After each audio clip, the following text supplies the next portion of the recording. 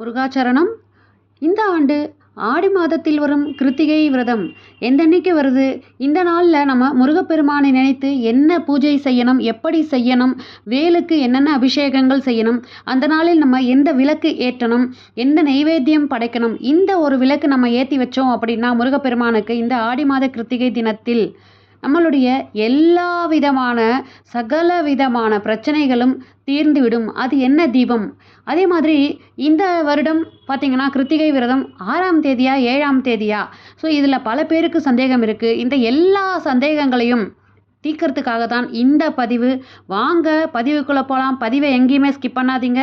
ஏன்னா இதில் எல்லாமே முக்கியமான விஷயங்களை தான் நான் சொல்லியிருக்கேன். பதிவு பிடிச்சிருந்ததுன்னா பதிவுக்கு ஒரு லைக் கொடுத்துட்டு உங்கள் ஃப்ரெண்ட்ஸ் அண்ட் ஃபேமிலிக்கு ஷேர் பண்ணி பாருங்கள். வாங்க இப்போ பதிவுக்குள்ளே போகலாம். முருகப்பெருமானுக்குரிய மிக முக்கியமான வழிபாட்டு நாட்களில் தான் இந்த ஆடி கிருத்திகை ஒன்று வருது. பொதுவாக குழந்தை பாக்கியம், வேலை, திருமணம் இவை எல்லாவற்றிற்காகவும் முருகப்பெருமானிடம் வேண்டிக் கொள்பவர்கள் கிருத்திகை விரதம் இருப்பது சிறப்பானது. அதுவும் ஆடி மாதத்தில் வரும் கார்த்திகை விரதத்தில் நட்சத்திரத்தில் முருகப்பெருமானை வேண்டி விரதம் இருப்பது மிக விரைவான பலன்களை நமக்கு தரக்கூடியது. இந்த நாளில் முருகப்பெருமானின் அறுபடை வீடுகளில் ஏராளமான பேர் பால்குடம் காவடி எடுப்பாங்க. அதுவும் சில பேர் பரணி காவடின்னு சொல்லுவாங்க, சில பேர் கார்த்திகை நட்சத்திரத்தன்னைக்கு எடுப்பாங்க. ஸோ இது மாதிரி எல்லா விதமான வேண்டுதல்களும் செய்யக்கூடிய அற்புதமான நாள் அப்படின்னே சொல்லலாம். இந்த நாளை முருகனுக்கு அந்த அன்னைக்கு நிறைய பேர் கோவிலெல்லாம் பால்குடம் எடுப்பாங்க. இதுவும் ஒரு சிறப்பான விஷயமாக சொல்லப்பட்டுள்ளது. நட்சத்திரங்களில் கார்த்திகை அல்லது கிருத்திகை அப்படின்னு சொல்லப்படுற நட்சத்திரம் முருகப்பெருமானை ரொம்ப வழிபடுறதுக்கு உகந்த நாள் அப்படின்னே சொல்லலாம். முருகப்பெருமானை வளர்த்த 6 கார்த்திகை பெண்களை கௌரவிக்கும் விதமாக உண்டாகப்பட்டது தான் இந்த கார்த்திகை விரதம். அதனால தான் முருகப்பெருமானுக்கு கார்த்திகேயன் அப்படிங்கிற பேருமே வந்ததுங்க.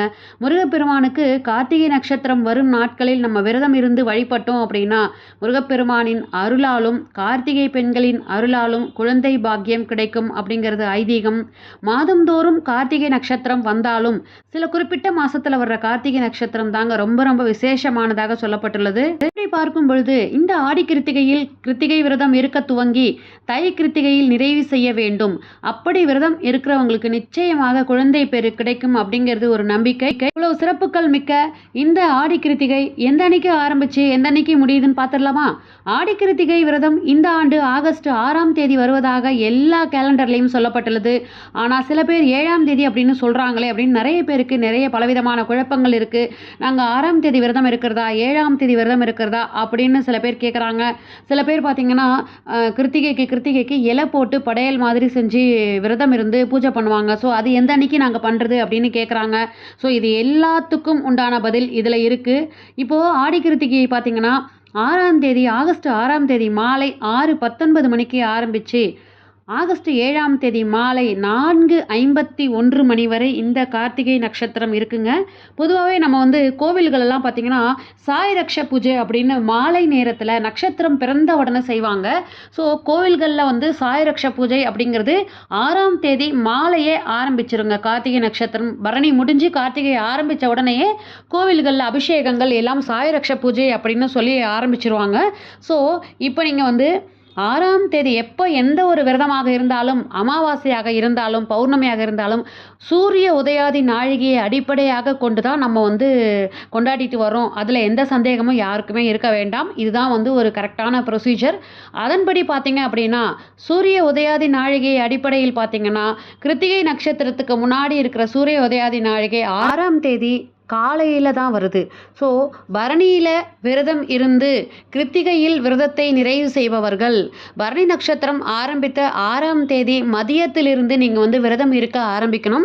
அன்றைய தினம் ராத்திரியில் நான் நட்சத்திரம் வர்ற அன்னைக்கு நைட்டில் நாங்கள் விரதம் இருந்து நாங்கள் அடுத்த நாள் முடிச்சுப்போம் விரதத்தை அப்படின்னு நினைக்கிறவங்க அன்றைய தினம் 6ஆம் தேதி அன்னைக்கு நீங்கள் விரதம் இருந்து அடுத்த நாள் காலையில் நீங்கள் மதிய நேரத்தில் முருகப்பெருமானுக்கு எல்லாமே இலை போட்டு சாமி பூஜை எல்லாமே பண்ணிவிட்டு வேல் இருந்தால் வேலுக்கு அபிஷேகம்லாம் பண்ணிவிட்டு நீங்கள் இலை போட்டு சாமி கும்பிட்டதுக்கு அப்புறமா நீங்கள் முருகப்பெருமானுடைய ஆலயத்துக்கு போயிட்டு அங்கே முருகப்பெருமானுக்கு அர்ச்சனையோ ஏதோ தரிசனமோ பண்ணிவிட்டு அதுக்கப்புறம் நீங்கள் உங்கள் விரதத்தை நிறைவு செய்து கொள்ளலாம். நீங்கள் ப்ரொசீஜர் படி பார்த்திங்கன்னா நீங்கள் பரணியில் விரதம் இருக்கிறவங்க கார்த்திகையில் விரதத்தை முடிச்சுட்டு பாரணை அப்படிங்கிற செய்கிற அந்த நேரம் அப்படின்னு பார்த்தீங்கன்னா ரோகிணியில் முடிப்பாங்க. ஸோ இது நீங்கள் வெள்ளிக்கிழமை அன்னைக்கு விரதம் இருக்கிறவங்க கிருத்திகை ஃபுல்லாக இருந்துட்டு நீங்கள் ரோகிணி நட்சத்திரமான அடுத்த அடுத்த அன்னைக்கு மத்தியானம் ஈவினிங்க்கு மேலே ரோகிணி நட்சத்திரம் வருது இல்லையா, அப்போ நீங்கள் வந்து அந்த விரதத்தை வந்து நீங்கள் நிறைவு செய்து கொள்ளலாம். அதாவது வாய்ப்பு இருப்பவர்கள் கோவிலில் செய்கிற அன்றைக்கே நீங்கள் வந்து பரணி நட்சத்திரத்திலேருந்து விரதம் இருந்து கிருத்திகை நட்சத்திரம் மதியம் வரை நீங்கள் அந்த விரதத்தை முடித்து கொள்ளலாம், அல்லது மாலை நேரத்திலும் முடித்து கொள்ளலாம். பால் குடம் எடுக்கிறவங்க அப்படின்னு பார்த்தீங்கன்னா திருத்தணியில், அதே மாதிரி பழனியில், திருச்செந்தூர்லலாம் பால் குடம் எடுக்கிறவங்க, காவடி எடுக்கிறவங்க பார்த்தீங்கன்னா உங்களுக்கு பரணியிலேருந்தே சில பேருக்கு வழக்கம், குடும்ப வழக்கம் எப்படியோ பரணி நட்சத்திரத்தில் காவடி எடுக்கிறவங்களும் இருக்காங்க, கிருத்திகைக்கு காவடி எடுக்கிறவங்களும் இருக்காங்க. அவங்களுடைய குடும்ப வழக்கப்படி எது அவங்களுக்கு பண்ணுறாங்களோ அதை அவங்க முறைப்படி பண்ணிக்கலாம். நீங்கள் அதுக்கேற்ற மாதிரி நீங்கள் வந்து உங்களுடைய முறையை ஃபாலோ பண்ணிக்கோங்க. பால் குடம் வந்து நீங்கள் இருக்கிற இடத்துலையே ஏதாவது ஒரு முருகன் ஆலயத்தில் பால் குடம் எடுக்கிறாங்கன்னா அது வெள்ளிக்கிழமை காலையில் எடுப்பாங்க. நீங்கள் அதையும் நீங்கள் ஃபாலோ பண்ணிக்கலாம்.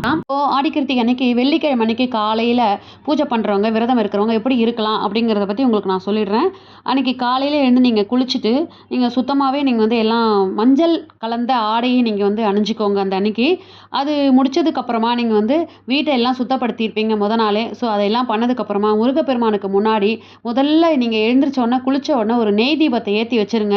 ஏதாவது பால் பழம் இருந்தால் நெய்வேத்தியம் பண்ணிவிட்டு உங்களுடைய அடுத்த வேலைகளை நீங்கள் ஆரம்பிக்கலாம். அன்றைய தினம் பார்த்தீங்க அப்படின்னா நீங்கள் உங்கள் வீட்டில் இருக்கிறவங்களுடைய ஆஃபீஸ் அனுப்புறது அது எல்லாத்தையுமே நீங்கள் எல்லா வேலையும் முடிச்சுட்டு முருகப்பெருமானுடைய அந்த பூஜையை நீங்கள் தொடங்கலாம்.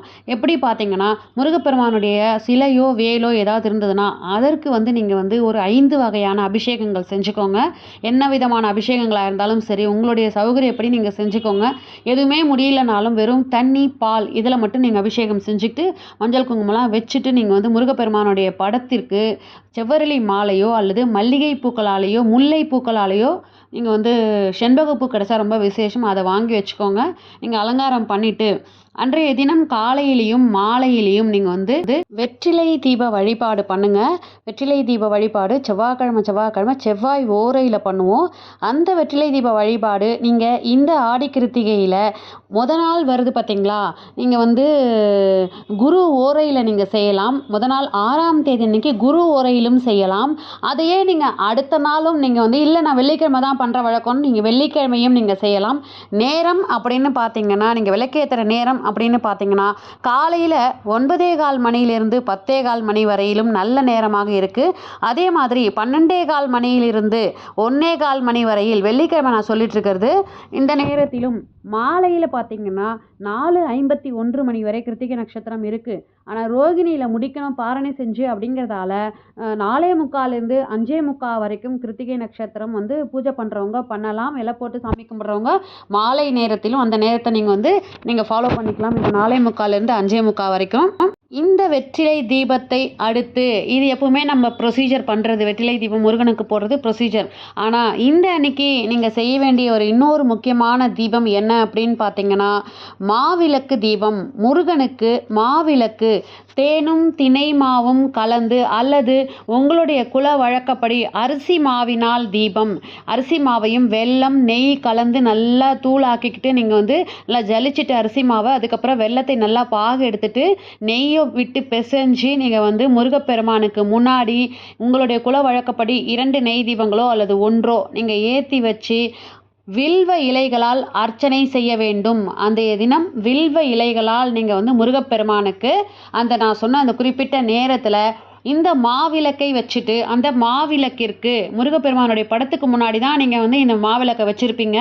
ஸோ அந்த மாவிளக்கிற்கு நீங்கள் வந்து வில்வ இலைகளால் முருகப்பெருமானுக்கு அர்ச்சனை செய்ய வேண்டும். உங்களுக்கு எந்த ஒரு ஸ்லோகமே தெரியல அப்படின்னு நினைக்கிறவங்க ஓம் சரவண பவாய நமக இந்த மந்திரத்தை 108 தடவை சொல்லி அந்த வில்வ இலைகளால் அர்ச்சனை செய்யுங்க. அதற்கப்புறம் பார்த்தீங்க அப்படின்னா உங்களுடைய குல வழக்கப்படி இலை போட்டு நீங்கள் சாமி கும்பிட்றதோ இல்லை சர்க்கரை பொங்கல் அல்லது பானகம் இது மாதிரி ஏதாவது ஒரு ஸ்வீட் வச்சு நீங்கள் வெறும் தேனும் தினைமாவும் வெல்லம் கலந்து நீங்கள் வச்சிட்டிங்கனாலே போதும். நெய் கலந்து வச்சுருங்க, அதுவே போதும். மிகப்பெரிய பிரசாதம் முருகப்பெருமானுக்கு. அதே மாதிரி அன்றைய தினம் பஞ்சாமிர்தம் நெய்வேத்தியம் பண்ணுங்கள். ரொம்ப ரொம்ப சிறப்பான பலன்களை உங்களுக்கு தரக்கூடிய ஒரு நெய்வேத்தியம் அது. நம்ம ஃபுல்லாகவே முருகனுடைய மந்திரங்களை அந்த நாள் முழுக்க சொல்லிகிட்டே இருக்கணும். மௌன விரதம் இருக்க கற்றுக்கோங்க. அந்த அன்னைக்கு இருக்கவே முடியாது கண்டிப்பாக. முருகப்பெருமானுடைய இந்த ஆடி மாத கிருத்திகையில் மௌன விரதம் இருக்கக்கூடியவங்களுடைய வேண்டுதல்கள் அனைத்தும் நிறைவேறும். வெள்ளிக்கிழமை காலையில் விரதம் இருக்கிறவங்க நீங்கள் மாலை வரை விரதம் இருந்துவிட்டு மாலையில் நீங்கள் அந்த பூஜை பண்ண பஞ்சாமிர்தத்தை சாப்பிட்டுட்டு பிரசாதத்தை சாப்பிட்டுட்டு உங்களுடைய விரதத்தை நீங்கள் வந்து நிறைவு செய்து கொள்ளலாம். அதுக்கப்புறம் ரோகிணியில் வந்து நீங்கள் வந்து விரதத்தை வந்து முருகப்பெருமானுடைய ஆலயத்துக்கு போயிட்டு வந்து விரதத்தை நிறைவு பண்ணிக்கோங்க. இந்த வகையில் நீங்கள் வந்து விரதம் இருக்கின்ற பட்சத்தில் முருகப்பெருமான் உங்களுடைய வேண்டுதல்கள் அனைத்தையும் நிறைவேற்றி தருவார் அப்படிங்கிற நல்ல தகவலோட இன்றைய ஆன்மீக பதிவை நான் முடிச்சுக்கிறேன். மற்றொரு ஆன்மீக பதிவில் சந்திக்கிறேன். இந்த பதிவு பிடிச்சிருந்ததுன்னா, உபயோகமானதாக இருக்குன்னு தெரிஞ்சதுன்னா யாருக்காவது ஒருத்தருக்கு ஷேர் பண்ணி பாருங்கள். மீண்டும் அடுத்த பதிவில் சந்திக்கிறேன். நன்றி, வணக்கம். வெற்றிவேல் முருகனுக்கு அரோகரா.